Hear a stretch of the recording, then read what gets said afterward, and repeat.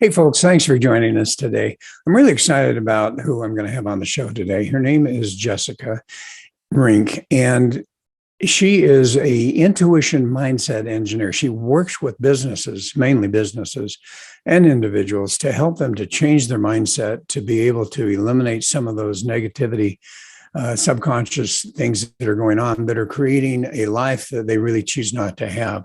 And so I'm really excited to have her on the show. She's also experienced in her own life number of friends, younger friends who have committed suicide. And so we're going to talk a little bit about suicide prevention also, and talk about just maybe a little slice of what we could do to help to contribute towards minimizing suicide within our area. So I hope you'll join us. I hope that you'll enjoy it. At the end of the day, it's not about what you have or even what you've accomplished. It's about what you've done with those accomplishments. It's about who you've lifted up, who you've made better. It's about what you've given back. Denzel Washington.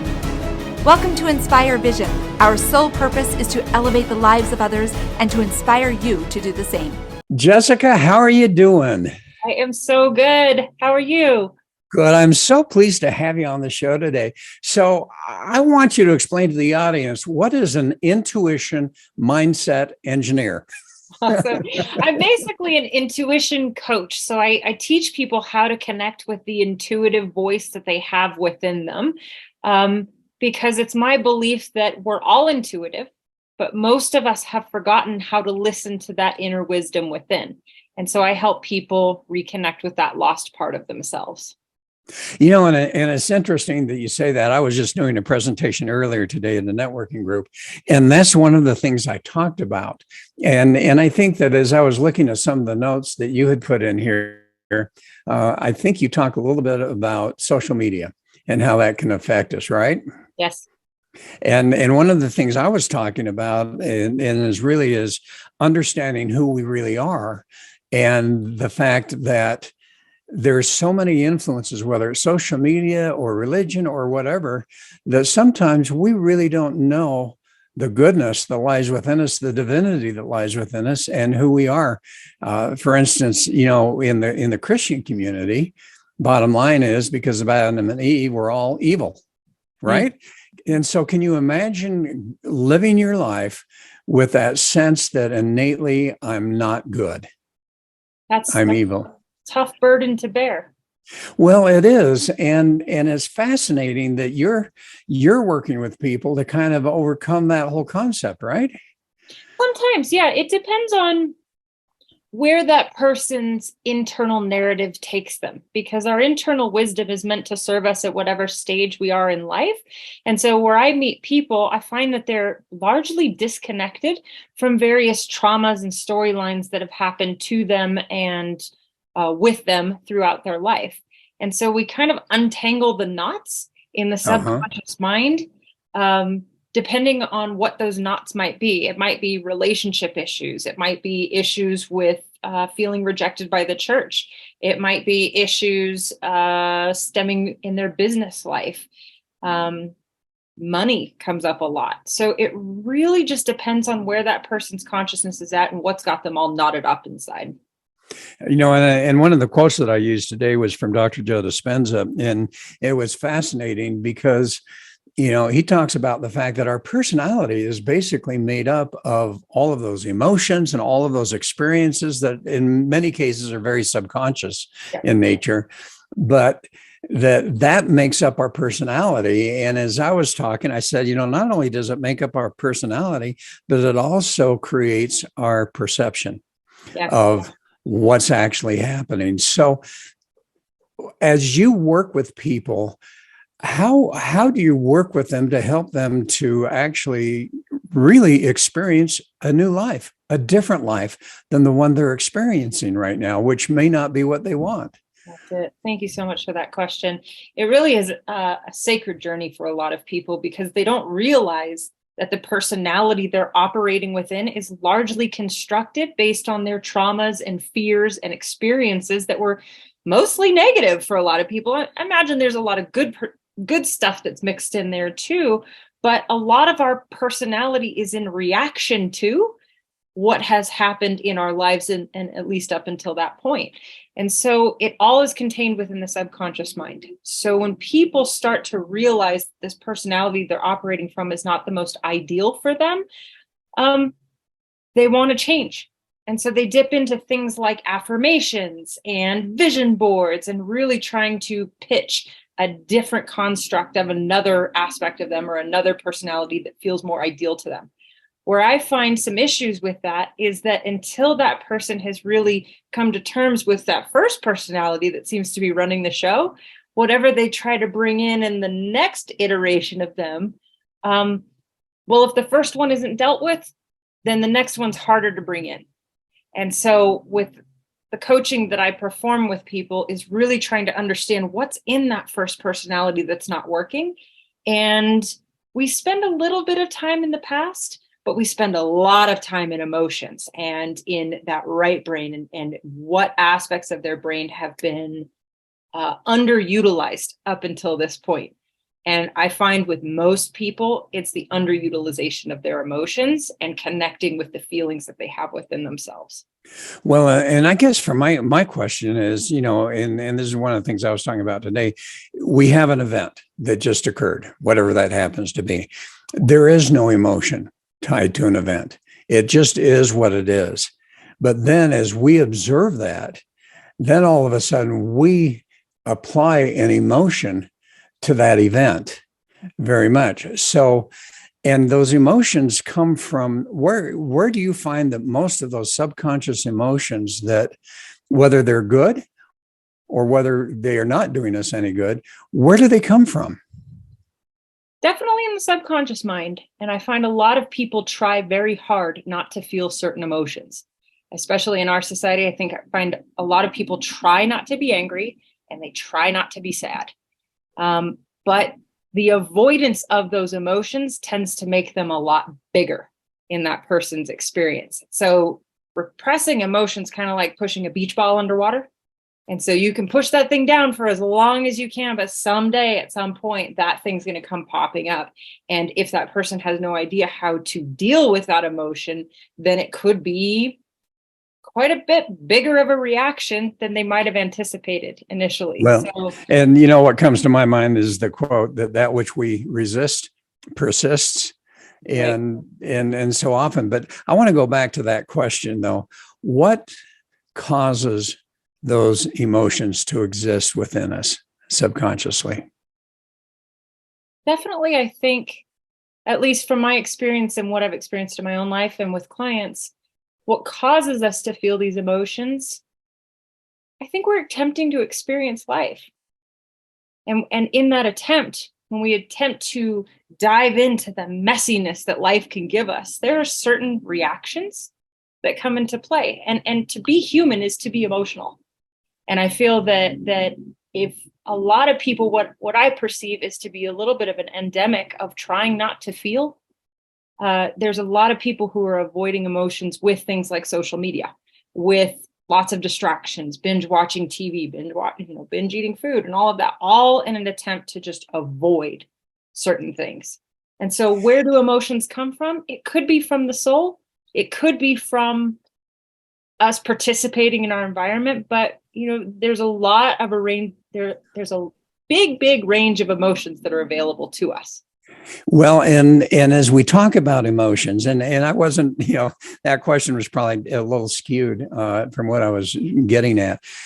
When you look at the emotions of a lot of your clients, are there some emotions that seem to be just consistent among all of the clients? There's a few that I come across quite a bit. And what are they? Resentment's a big one. Resentment. And what are they resenting? A lot of times when I meet people at this stage, resenting the fact that their life does not look like that they want it to. Okay, so resentment's an emotion. What about I'm not good enough? Mm-hmm. That tends to be a lot of shame. Shame and guilt tends to be at the bottom of that one, that I'm not good enough, I'll never be good enough. A lot of rejection comes into play with that one. And so that one can be pretty common as well. especially in a culture where we've been taught that we need to sort of compete at a conscious and subconscious level. And so we're always in competition with something, even if it's the version of us from the day before. So there's this energy of just striving, which I think brings in a lot of that comparison, which lends itself to self-rejection, rejection from others, and then guilt and shame are all tied up in there. Okay. And if someone's experiencing that rejection, if they're experiencing that blame, that shame, that guilt, how does that show in their behavior and in their life experience? Yeah. I tend to see people, they look like they're hiding from something. They're sure they might participate in their lives, but they're holding something back. And that's the thing where I look at that personality structure and I said, oh my gosh, there's so much freedom on the other side of this thing. If we might start to wrangle that guilt or shame or anger or rejection or resentment, we break through that wall and that person starts participating in life very fully. Looking at that from the opposite perspective, when someone's not participating fully, they're tend to be holding a lot back. And I think it by and large, not to overgeneralize, but just if I show all of myself, then what will they think about me? I can't show these parts of myself because they're too bad or they're horrible or I haven't dealt with it yet. I'm going to get rejected. And so I just see people half participating in life, maybe even less. Well, and, the one thing that I look at is the perception. And obviously, we're talking perception here because right at the first, we were talking about the fact that, basically, we are really good people. We have that wonderful divinity within us. We're really good. And yet, all of these things somehow have come into our lives that have caused us the blame, the shame, the guilt. I'm not good enough, all of those types of things, resentment, anger, whatever that happens to be. And it's fascinating to me to realize that, that's just their perception. You and I may experience exactly the same event. And based on our perception, it's going to be different. I was showing a picture today, and it's a picture, and you may have seen this one. It's of a black rabbit / blackbird. And when you look at it, it's really difficult to say which one it is. And so I was asking the group today, what is it? Well, half the hands went up and they said, well, it's a rabbit. And the other half goes, no, it's a bird. And I'm going, you're looking at the same picture, and yet look at the difference in your perception. And so the question is, what do we find? What do you find creates that perception? And how do you help them to overcome that perception that may not be in their best interest? Because quite frankly, perception, I believe, creates our life experience. If we feel like we're no good, guess what? We're going to find people that treat us like we're no good. And that's going to be our life experience because we have to be right as a human being. That's it. And I think with a lot of the people that I meet, they've had some pretty rough experiences at the beginning stages of their life that would inform them that this world is dangerous, or this world has people that cannot be trusted. Maybe you can't trust yourself. And ages 0 to 7 are pretty critical years for any human's development, because it's within those years that the subconscious is really built upon how we perceive the world.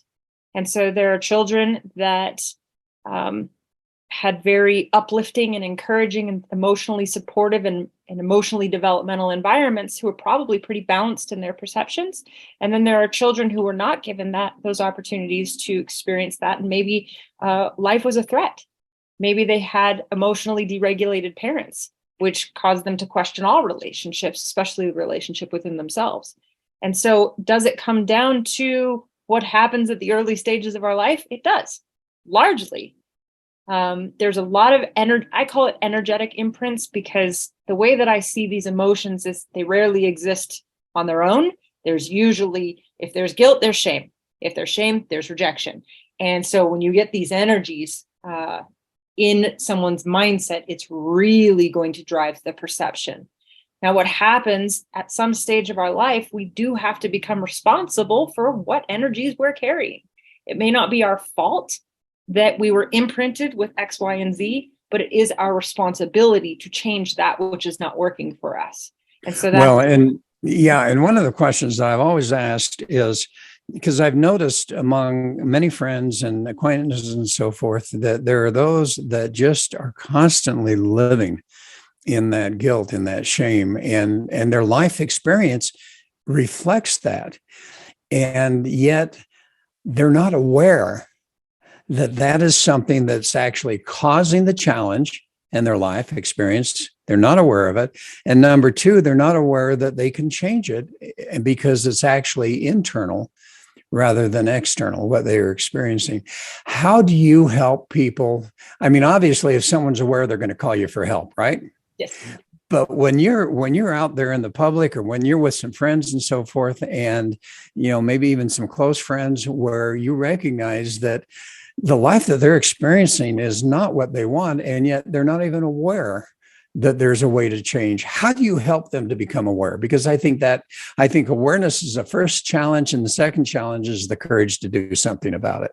Oh, I love that. So for me, it's I like to help encourage people to become aware in the most gentle way possible. Because if that person's carrying around that kind of energy, the world is telling them that they're carrying it. And it's telling them in a very aggressive way. Somebody who's got major trust issues is going to have issues in their relationships, right? And they think like, oh, I can't trust anybody. And the world is going to give them situations where that's going to be very true until they decide to change that mindset. So for me, and when I work with people, are you aware that you're presenting like this? And that question, are you aware, really is a beautiful invitation for self-introspection. And it's not as imposing as you're being this and you're being that and you're not aware of it, because that's very aggressive. But are you aware? My perception of you is. And so these are leading questions to encourage introspection. The second part that I lean on heavily is encouragement, because once people see another version of themselves, once they drop the stories of the pain and the stuff that's not working, then the truest version of themselves comes forward, the one that's been there all along, but that's been buried under all of these emotions and experiences that are less than ideal. I have a gift to be able to see that person, the second one, or at least the one that's been buried underneath, very, very clearly. And I've always had this gift. And so my approach is just encouraging to the highest version of that person, while also gently pointing out an awareness of the things that are less than ideal. Well, and it's interesting because, as I look at your bio, I mean, this is not what you went to school for. No, it's not. You have a master's degree in public administration, but you work with Fortune 500 companies. You've worked with different companies. It's fascinating to me that as I was working with small businesses and doing some consulting with them, one of the first things I would say is, whatever principles we're teaching you here, I guarantee you, if you'll take them into your personal life, it's going to make a big difference for you. So have you found that from a personal perspective, as people are experiencing all of this, if you go into the business arena, do you find that it's exactly the same thing, and that is either causing a lack of a success in a company or a real good success if they happen to be very healthy emotionally? I find that as goes leadership, so goes the company. And as goes leaders, so go the employees. And so why I do like to focus on the business community, and I have a bachelor's in business and a master's in public administration, is that first, we tend to hide in our work.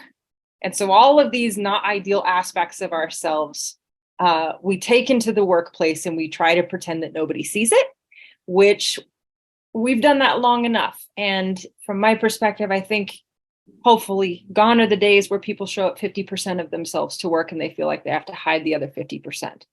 That just sucks. And that freedom that we're talking about, if we had a bunch of employees that felt very free in their expressions, we could have some very healthy workplaces very quickly. But again, leadership drives this narrative. And so we're starting to see very conscious companies start to invest in mindfulness and employee coaching that encourages people to deal with their stuff. Because healthy employees includes a healthy workforce, includes happy, fulfilled, productive economies. And that's where I think we want to live. And Okay. I think America's got a really good chance to get there. Well, we do if we can get the right leadership, right? Well, and so as we talk about that, let's go back to the shame and the guilt. I was reading an interesting study the other day, and it fascinated me. I've had a couple of nephews that have taken their own lives, have committed suicide, and I was fascinated by what are some of the things, and they come from normal families. These are not families that are challenged families. These are normal, quote, healthy families, and yet it still occurred. And as I was doing the studies, I found one study that talked about the fact that, and it was strictly within normal families, that expectations and lack of really good communication are at least a couple of factors. Now there are many, and we know that, but for their experience, those things, the expectations and the poor communication, are part of what can contribute to a child's sense of lack of value to the point where they may even consider suicide. Now, what has been your experience with that? Because I know you have had some. Extensive experience with suicide. Started at a very young age for me, where my first friend was 9 when she took her own life. And it continued almost every 2 to 3 years from up through my 20s. It was very bizarre to have lost so many friends to this. What I observed was exactly as you said, the expectations that have been put on children to perform in certain ways. And if you don't get good grades, then you're not going to get into that good college. Then what's going to happen to your economic security? And you're basically going to be destitute. And that was kind of the narrative that I think that we all heard growing up, that you have to perform in this environment. Some kids have the emotional resilience to do that and to do very well. Some do not. And what's the determining factor in that? Well, I think there's a lot of warning signs that we can be aware of. And it is looking at the mental health of children and how they're doing. Well, and I think it's really important. It's just, that's why I brought up this story about perceptions. You know, you can look at a child. I could have looked at that group and say, oh, you all see the rabbit. Well, no, I don't see the rabbit. I see the bird. No, you see the rabbit. That's what it is. Well, no. And I think sometimes as parents, as teachers, as friends, and all of those type of things, we don't realize that the other individual has their own perception. And that, as you say, you know, if you've got a child whose perception is that those expectations are overwhelming, that becomes a problem. As I read this, I went to my kids and it's like, okay, did I create, because I was a single dad pretty much, did I create expectations on you that were, well, did I? And they're going, yeah, Dad, you did. And my daughter's saying, yeah, Dad, you did, but it was okay because it wasn't unachievable expectations and it wasn't real hard. But, you know, there was just that sense of we need to be the best we can and so on and so forth. I'm not sure that parents realize the tremendous expectations they either put on a child verbally or even non-verbally that can affect that child's mental health. That's it. I think with any expectation, if there's a baseline energy that child feels loved, accepted, and heard, you have a much likelier chance that child will deal with the expectations and is willing to communicate when the expectations are too much or they're being overwhelmed. If that child has questions as to whether they're being loved, accepted, and heard, you might have a different story on your hands in terms of the expectations are being put forth as a way to earn or achieve said love and acceptance.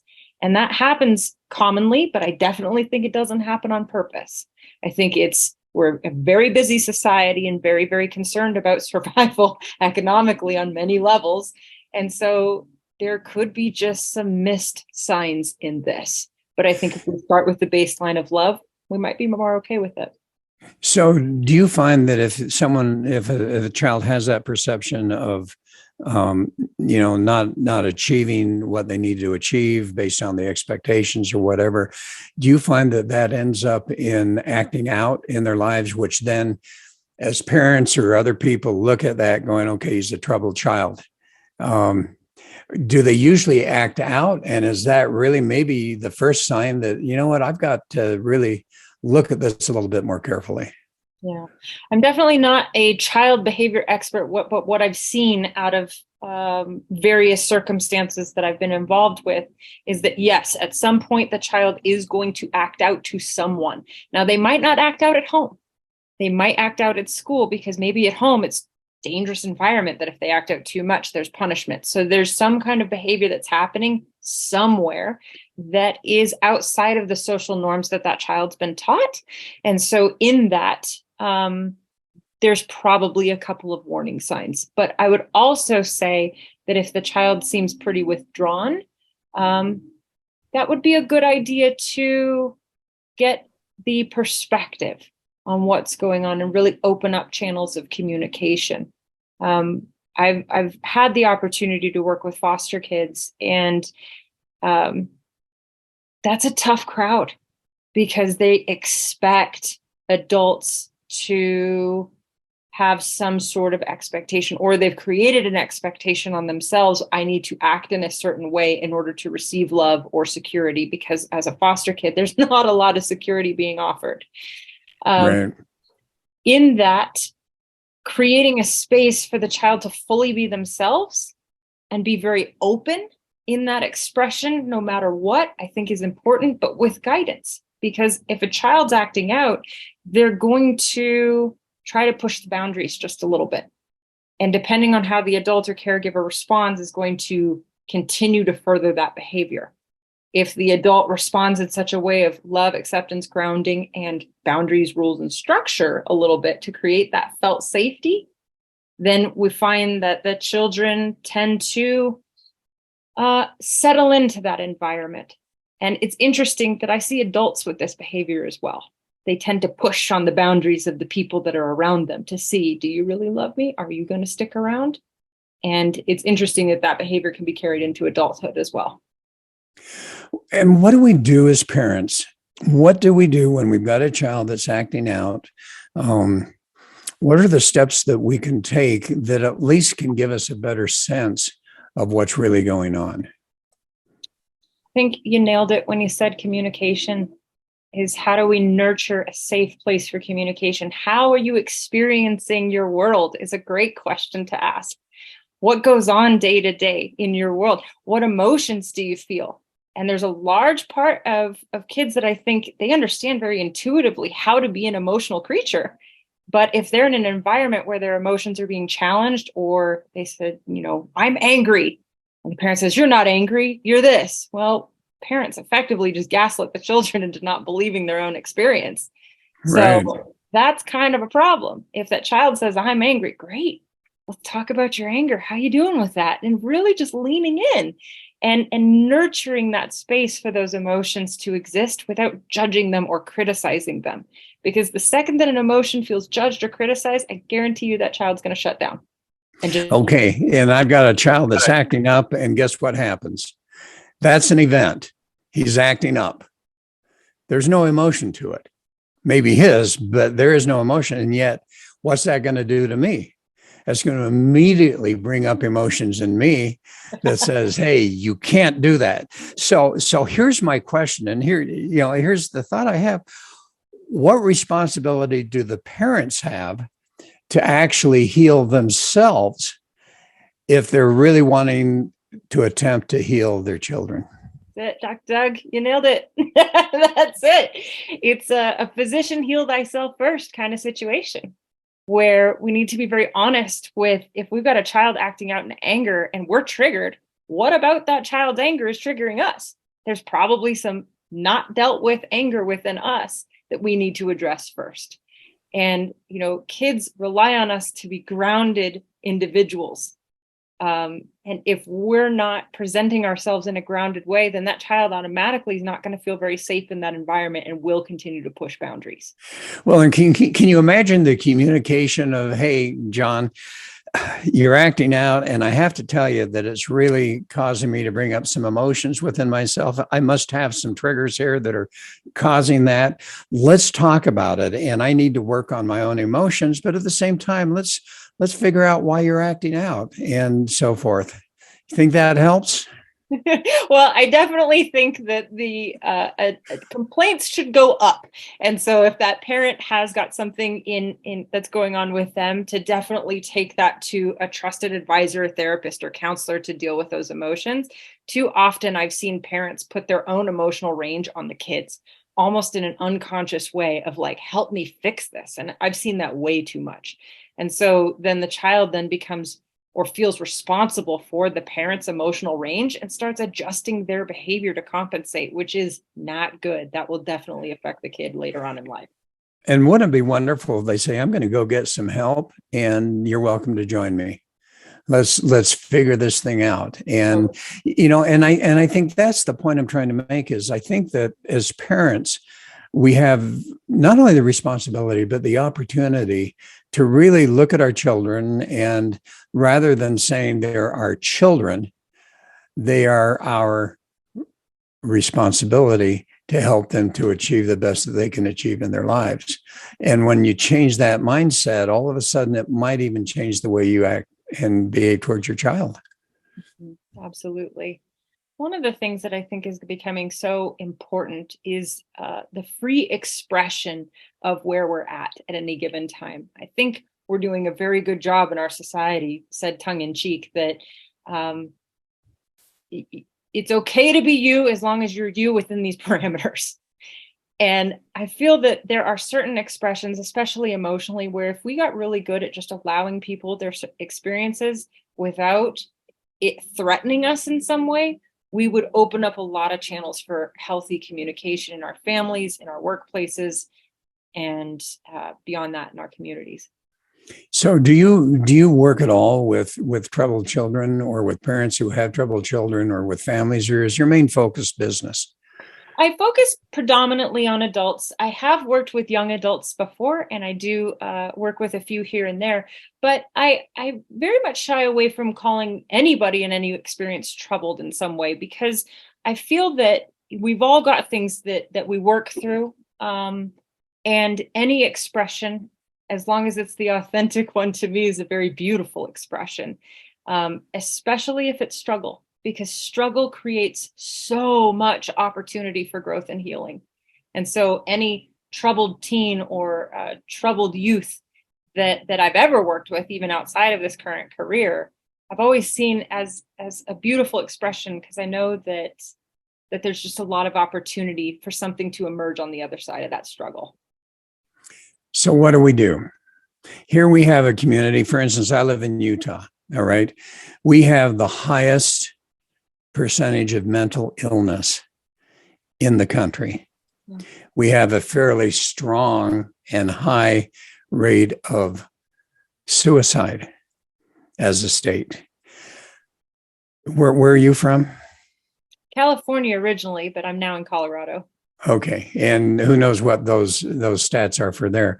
But the reality is, what do we do? How can we help this to help our children or young people? And sometimes suicide's coming about for other reasons, and they're not children, they're adults. How do we help? The awareness, number one, and then number two, how do we actually help to eliminate this high percentage of the mental illness, of the suicide that's going on in our country? I think we have to open up the conversation around our emotions quite a bit. I think that there's an opportunity for us to not classify certain emotions as being good versus bad, because when we label an emotion as bad, we're effectively saying, all right, if you've carried this emotion, there's something wrong with you. And that's just not working anymore. I've known way too many people who have committed suicide where I didn't know anything was wrong. not until it was too late.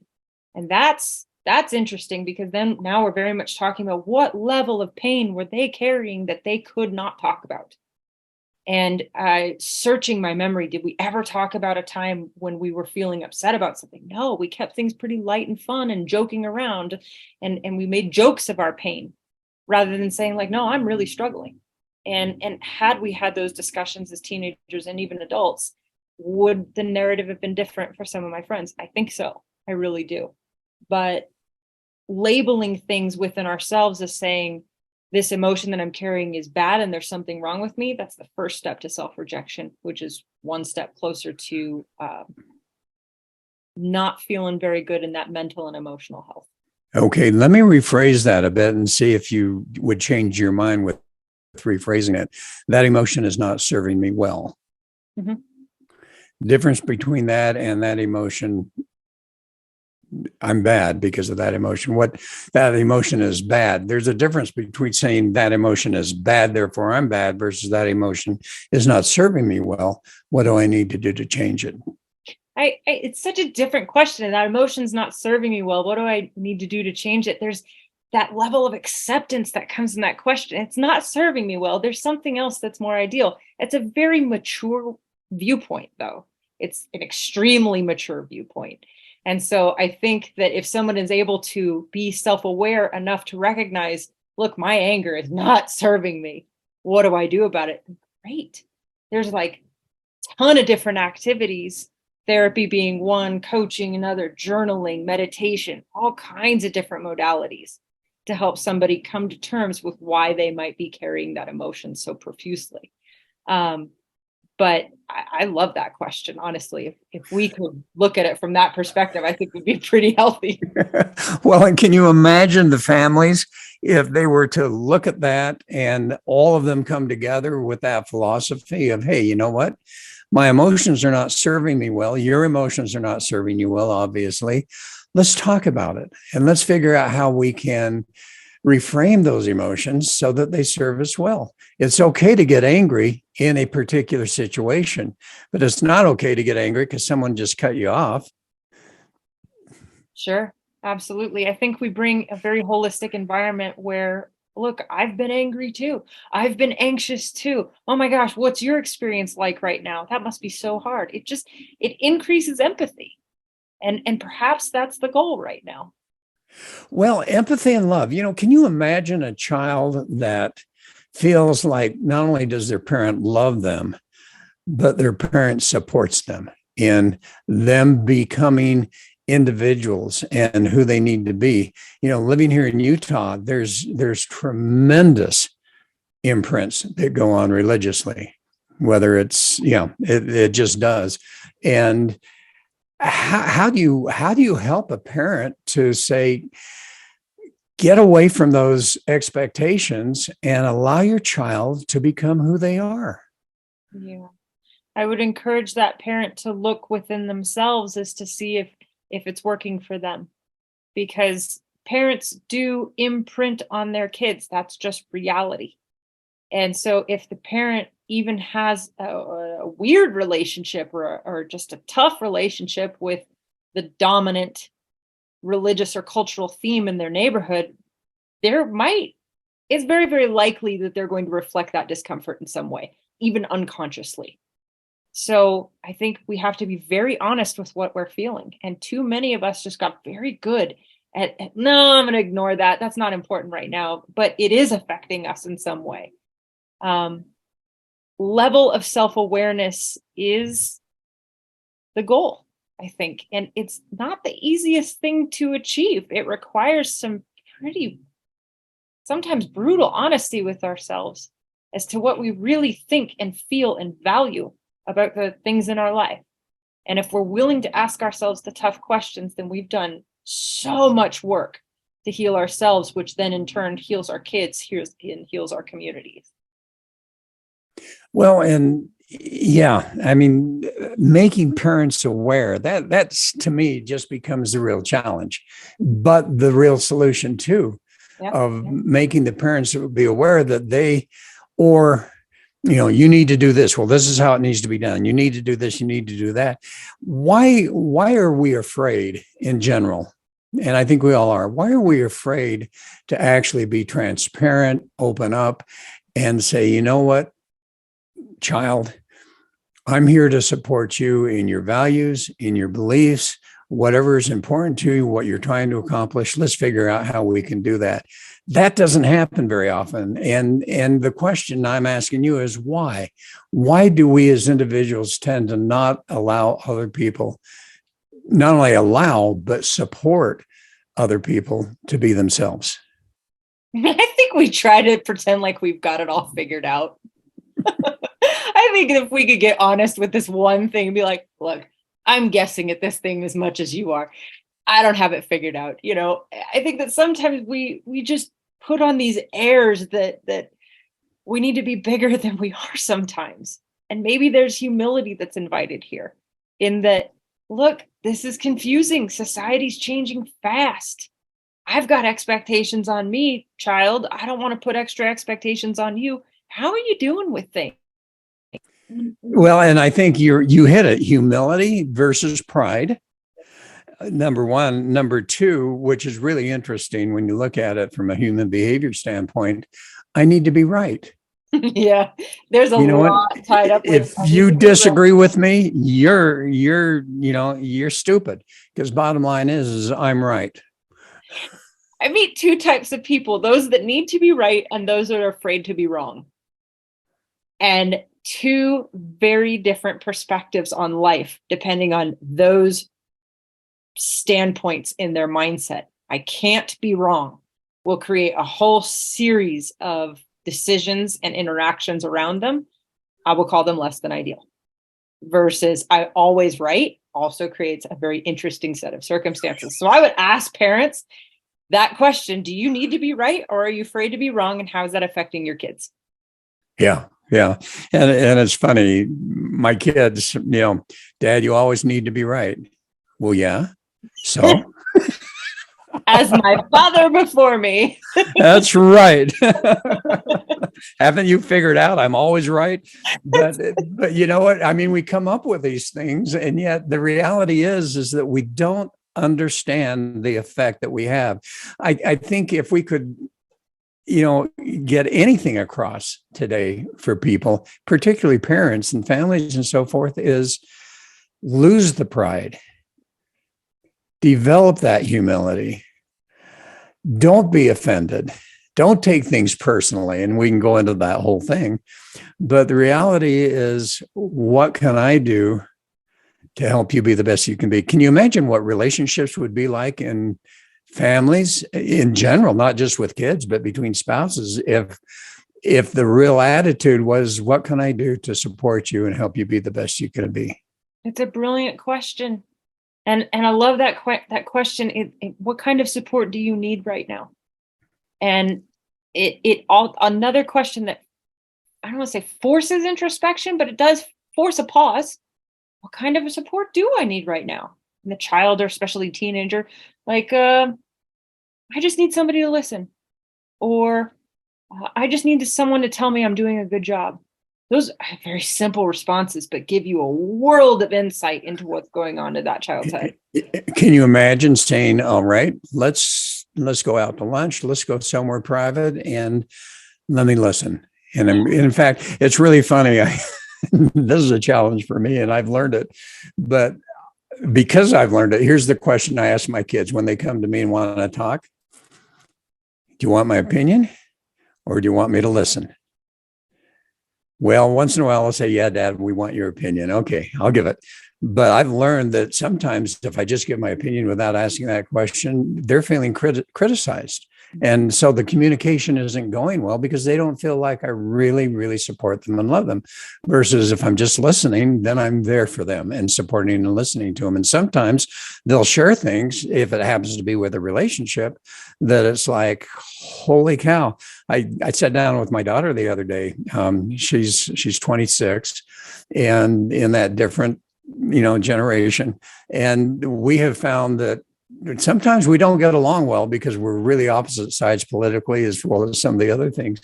And finally, I sat down with her and I said, look, sweetie, this is not who we are. And quite frankly, as you were growing up, we had an entirely different relationship. What do we need to do? It's made all the difference in the world. And we decided there are certain things we're not going to talk about. Sure. It's a brave question because you might get a very honest answer. And can we have that courage in every single relationship that we have to ask that question? And then not take things personally. That becomes the challenge, is we so much let that emotion within us cause a personal reaction to what someone says versus allowing them just to have their opinion and never taking it personally because it's their perception. It's their opinion. It has nothing to do with us. That's it. Brilliant words. So what would you recommend to the society, to individuals, to parents, to teachers?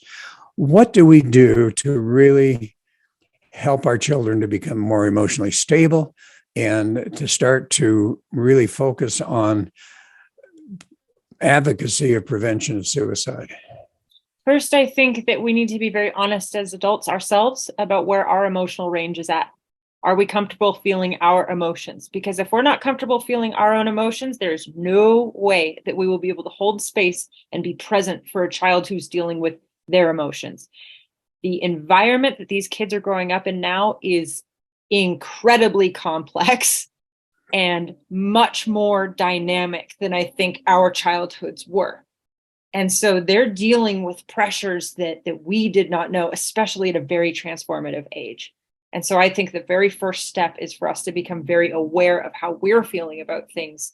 And once we've achieved a space where we can be grounded and present for a child, then definitely ask that question. How are you? What kind of support do you need? How can I really be present and show up for you today? And really just encouraging that level of support. And what do we do about social media? I don't know. I see it as a double-edged sword. I love social media in so many ways. It's creative self-expression. It's an outlet. I mean, I could sit and watch videos and just watch people do amazing things while at the same time learning so much about my world that I didn't even know existed. So I love it for so many reasons. But I also have to look at the dark side of that, is that it puts our brain into trance-like state. It can phase lock us into one state of consciousness for a very, very long time, which feels like focus, but it's absolutely not. It's more of, like I said, a trance. And before you know it, 3 hours have gone by. And, how could that time have been invested a little bit differently? So I think it takes a very responsible mindset to wield social media properly. And I won't go so far as to say it's bad, but I definitely think, like anything else, it just requires a little bit of awareness and maybe some boundaries around it too. I've got a situation going on, and I started watching this particular series of shows, and all of a sudden I thought to myself, my attitude towards that situation is changing because of what I'm watching. And, it's like, I need to quit watching. And I did, because it isn't worth it. Yep. And that is your level of awareness that you can attribute to that. Without a highly developed level of awareness, I don't think that switch comes on. Yeah. It makes it tough. Anyway, we've run out of time. I'm sad about that. This was a lovely conversation. We could go on forever and ever. And so, I'd love to get you back on the show. We can have some more conversations that go on with this. So how do people find you? So through my website, it's www.newearthcoaching.com. And I'm also on social media, all the platforms, as New Earth Mindsets. Wonderful. And folks, thanks for listening. I hope this makes a difference for you, and that it'll at least cause you to think a little bit about what's going on in your life and your family's life, and what changes might you be able to instigate that could make a huge difference. Thanks for listening. Hopefully you'll join us again soon. Bye now.